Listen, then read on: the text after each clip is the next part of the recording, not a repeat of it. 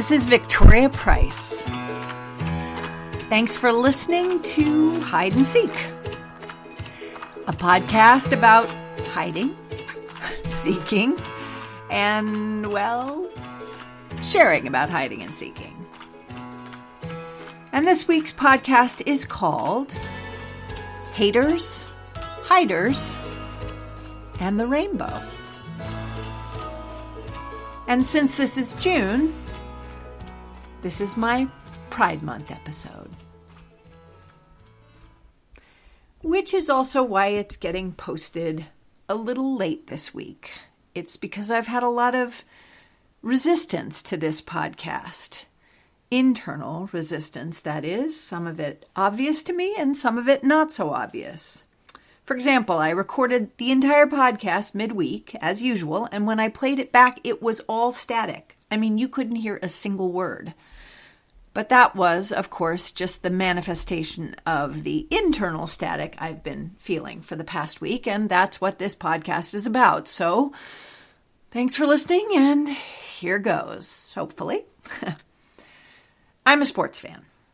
So much of a sports fan that I subscribe to a service through which I can follow all of my favorite teams and types of sports. That way I can read about them every day. Now, I'm a sports fan because I come from a family of sports fans. My father, my mother, my brother, huge sports fans. So from the time I was little, I ran to get the newspaper before anyone else so that I could have the crisp, clean sports pages all to myself. Over the years, however, my love of sports has waned a bit as I've learned about the dangers of certain sports to the mental and physical health of the athletes, or about other things that feel a little less innocent or joyful than they used to. But lately, I've noticed something really disturbing that is fundamentally changing my enjoyment of sports. And that's the increasing number of haters. Now, first off, I need to confess I'm as opinionated a fan as anyone. Trust me, I monitor trades and won-loss records, I examine coaching choices and draft acquisitions, and I learned all this from my mother, who always had a big opinion about everything from encouraging a runner to steal to the colors of the team's uniforms. And I don't like it when I think my team makes a poor decision. That is, a poor decision in my opinion, of course. But that's different than hating. I see people hating on every decision that's being made these days. No constructive criticism. No, I wish it was different. Just straight up hate. And it seems to take very little to provoke it. It's as if you came to a birthday party hoping, not expecting, but hoping there would be chocolate cake. And when you found vanilla, you trashed the place and beat up on the people who threw the party. That's how strong and excessive and unwarranted this hate feels to me. So why am I sharing this? Well, for years, I've said that everything in life comes down to two choices, love or fear. If we're not choosing love, we're choosing fear. Now, I know that some people think that hate is the opposite of love, but I disagree. I think it all comes down to love or fear because hate is fear. And why am I talking about this in this podcast? Because last Sunday morning, this cute idea popped into my head. I had just finished creating some Pride merchandise for one of my clients, and then I saw the Pride t-shirts on Elvira's social media, and I thought, why haven't I ever done anything like this for my dad? And before I could answer that, another thought came. You should make Vincent Pride t-shirts. How cute would that be? So that's what I did in 3 different styles. And then I posted them. Well, silly me. I forgot all about the haters. And so when they popped up, I was shocked, which is ridiculous, I know, but I was. And the thing is, the shock wasn't intellectual, it was visceral. Now, to be clear, the enthusiasts and supporters and allies vastly outnumbered the haters. But the haters were the ones who shocked me, which is to say, they scared me. Why? Well, because my father went through a lot of his life scared about how the thoughts of others could affect him. And my mother was even more scared about how the thoughts of others could affect her. Now here I am feeling the same thing and finally recognizing that it's a huge part of why I hide. And so, since this podcast is about holding myself accountable to not hiding, it would appear that I have to deal with it. Seek to get to the bottom of my hiding because of being afraid, and then choose love by sharing this all with you. Honestly, this podcast thing, it isn't always easy for me. But being dishonest with myself hasn't been easy either. So I need to try. And to try means talking about pride and shame during Pride Month, which frankly was not on my agenda at all. But now I see that it needs to be. I see it, frankly, because of how churned up things have been all week, all month. And I've been diving deep to figure out why. I'm going to begin here. I've never found a group where I felt that I fully fit in. I never felt like other movie star kids or that I even belonged in Hollywood. I never felt like a rich white girl, although that is what I was. I didn't feel straight and I didn't feel gay, though I have primarily, but not only, dated women. My spiritual path is the most important thing to me, and yet I've never felt like I fit in a church. The people to whom I have felt the closest, therefore, have often been others who haven't felt like they fit in for one reason or another. People of color attending predominantly white schools, horror fans who felt different or bullied or other, spiritual seekers who have rejected traditional religions or been rejected by traditional religions. And I've rarely had a group of friends who looked or were anything like me, which is why I have always resisted identifying as something when I didn't feel like that something identified me. That's why I never liked gay pride. Now, don't get me wrong, politically and emotionally and psychologically, I always understood why it has to exist. But for me, I never felt proud to identify with anything that made sexuality my defining characteristic because, frankly, sexuality was the least interesting or important thing to me or about me. Nor did I see a letter in the list of LGBT, etc., that felt like me, or a color on the rainbow that I wanted to be. I felt like all of them and none of them. It has taken this next generation, this younger generation, who are standing up and saying, sexuality is fluid, gender is fluid, we are fluid, for me to finally feel like I have pride in being, well, at the very least, fluid. These past few years, honestly, have been the first time I've looked at the rainbow flag and felt anything resembling joy or connection. And I guess in a way that lowered my guard. So when the haters started spewing about my dad, it came as a shock. Because the haters were furious that my dad was being labeled. And that was the whole problem right there. Yes, my dad was probably bisexual. But like me, the sexual part probably didn't matter all that much to him. What I do know, is that my dad was omni-love. I know because he told me how much his deep, loving relationships with both men and women mattered to him. And my dad was also an ally. Many of his closest friends were gay men, and he married a bisexual woman. He was on the board of PFLAG, Parents and Friends of Gays and Lesbians, and he loved me, whatever I was or wasn't. He loved my friends, many of whom were gay men who took care of him at the end of his life. He was one of the first movie stars to do a public service announcement about AIDS when people were cursing it as a gay disease. All of those, I thought, were pretty good reasons for Vincent pride, if you ask me. But it took reading the words of the haters who quarreled with everything from the capitalism of doing a t-shirt to labeling an icon they love as anything, for me to finally recognize that haters don't actually hate labels. In fact, they like their own labels and their own boxes because they believe those labels and boxes make them feel safer, which in turn then makes them hate other labels that don't make them feel safe. Except, how can labels and boxes make any of us feel safe? They can't. Because if we look at the world as people like us and unlike us, well, we're always going to feel afraid.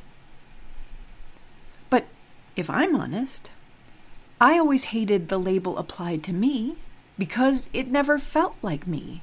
It didn't make me feel safe or proud. And when I told my gay friends this, they hated me. They judged me. They called me homophobic.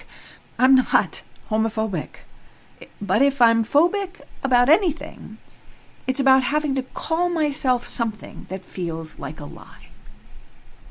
Yet it has taken me getting to an age where, quite literally, no one cares if I do or don't date, for me to have the courage to say, I don't want to date. And if I did, which would be a huge if at this point, I wouldn't choose by gender. It took me forming friendships with other people like me who don't call themselves something but live their lives as all of who they are to feel more comfortable being me, saying that. And yet sometimes there's still that old discomfort of wanting to explain myself so that others will feel better and then I'll feel better by fitting in or finding some words that say like, well, I used to be this, but now I'm this, even though none of that is true. I've always been this weird, inexplicable, unlabelable me, and I've always been happiest in the times of my life when I've been surrounded by others who are comfortable with that, in others and in themselves. This week I read an article about a non-binary child who prefers using the pronoun them and they. I have no idea what gender this child was assigned at birth because I couldn't tell. But because the child had skirt and a long hair, I kept wanting to call the child she, and I had to correct myself over and over again. When telling someone about this child, I had to constantly say, no, they. And why was I telling someone about this child? Because this child, who uses the pronoun they, articulated something I have felt my entire life. They said, I don't feel like a boy or a girl. I feel like a human being. When I read books as a kid, I hated most of the girl characters. I didn't want to be stuck in the kitchen stirring the soup. I wanted to go on the adventures. But I didn't want to be a boy. I wanted to be a girl allowed to do boy things. When my hair was really short these past years, sometimes people would call me sir, and I hated that. I wanted to have the ease and fun of short boyish hair, but I didn't want to be manly. In the first chapter of the Bible, it says, male and female created God them. I always felt like that them, the male and female of God's creating, of love's creating. But when I'm asked to check my gender on some form, I always choose female, because I don't identify as non-binary. But I do identify as them, meaning the female and male I have always enjoyed expressing and feeling and being. I identify as two-spirit, embracing the spirit of all the male and female qualities we are all given to express, not the physical genders or even sexual preference. But does that make me two-spirit? Or does that make me asexual? Or does that make me Q for queer? Or am I the plus at the end of all those initials, LGBTQAI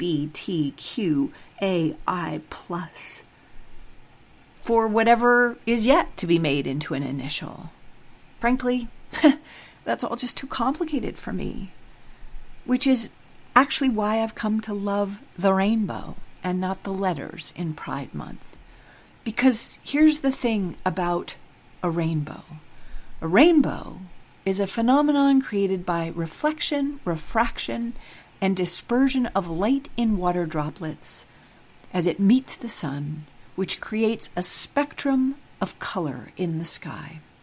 Now, reflection means the mirroring of something that already is, Refraction means the deflection of waves as they travel through something, like light through water. And dispersion means scattering or spreading all that about. So a rainbow may look like distinct bands of colors, but actually they blend together. And actually there is no there. It's all just really light. And what a metaphor for us all. We all mirror life. We mirror spirit. We are the reflection of love. We bounce and deflect off of all kinds of things that we pass through, and they may seem to change us, but that's only an illusion because our true selves are never, ever touched. And then we scatter and share our true selves with everyone we meet, just as we carry within us everyone else. We are all prisms of rainbow light who are part of one giant rainbow of multicolored light. We are all light. But sometimes the conditions have to be right for us to be seen in all our beautiful colors. Because if we hide who we are, then we'll never be seen. If we don't embrace all the elements we encounter, the water, the sun, the storms, then we'll never be seen as the rainbows we truly are. And if we don't let go of all our excuses for hiding despite the haters, and let go of all our hating despite our instinct to hide or hate labels or boxes or behind labels and boxes, then we'll never shine. See? It really does all come down to fear or love. If we hate, we're afraid. If we box ourselves in, then we box others in. If we need labels, we're always going to need new labels. And then that means we'll always be hiding and hating out of fear. But if we can accept that the whole point of this journey called life is to keep changing our minds and upgrading our heart-centered operating systems until we know beyond a shadow of a doubt that we really are all one rainbow of reflected, refracted, dispersed, colored light, then we can leave behind the hiding and the hating, which, that's the whole point of this podcast, are on the same continuum, and move from the hiding and the hating into loving one another as one rainbow. Now, I know that sometimes the things I say in this podcast sound totally pie in the sky, but if you dive deep, I promise you, you'll realize they're true. Not true because I say they're true, but true because they really are true. It all comes down to fear or love. Are we hating or hiding and hating, whether it's ourselves or others or both, and calling it something different? Or are we learning that we're all here to do the same thing, which is learn how to love? And that's something we can all take pride in. Learning how to become more loving of all the messy, complicated, unnameable, confusing aspects of ourselves, of others who are not like us and sometimes scare us, of the older generation stuck in our old ways, and of this beautiful younger generation having the courage to teach us all to be different. Ever since Instagram has allowed people to identify using pronouns, I've been trying to find the courage to put up they, them. But I've been afraid because I don't want to have to explain that I'm not non-binary. I'm not even two-spirit, really. I'm all spirit. That's the they, them I am. And spirit, not sexuality or gender, for me is the defining characteristic. So, going back to the blowback to Vincent Pride, and come on, hashtag Vincent Pride was pretty genius for who my dad was, right? That blowback scared me even more from doing that. It made me want to hide.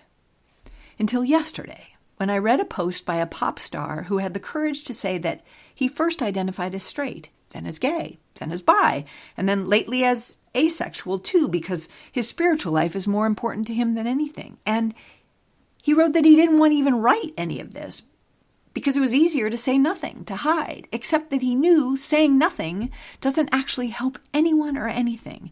And so he wrote this totally messy post in which he said everything without even being able to tie it up in a neat bow. And if my original recording of this podcast hadn't turned out garbled, I would never have read that post or the article about the child who identifies as human. And so I wouldn't have pushed myself out of my comfort zone into this totally messy rainbow message that I'm sharing with you right now. But isn't that what life is all about? I mean, that's what rainbows are all about. Clouds and sun and water and storms bang up against each other, and suddenly we look up and there is this brief moment of ineffable beauty that most of the time truly can't even be captured in a photograph or film. And isn't that what love is all about? The messy alchemy that helps us remember that we have always all been one, all love, no matter what the haters believe. And what the haters believe, it's not true. Not even in their own hearts. They're just scared and hiding too. So this Pride Month, let's all try to remember that we are one rainbow. He, she, they. How could we possibly be anything else? Think about it. And thanks for listening to this messy podcast called Hide and Seek. I'll be taking next week off, actually, because my best friend is coming to visit. It's hard to hide with a best friend, so I'm sure I'll have lots to share when I come back the last week of June. In the meantime, have a great couple of weeks, everyone. Be proud of yourself, whoever you are, in this messy, beautiful, bright, colorful, ineffable, one spirit rainbow of life.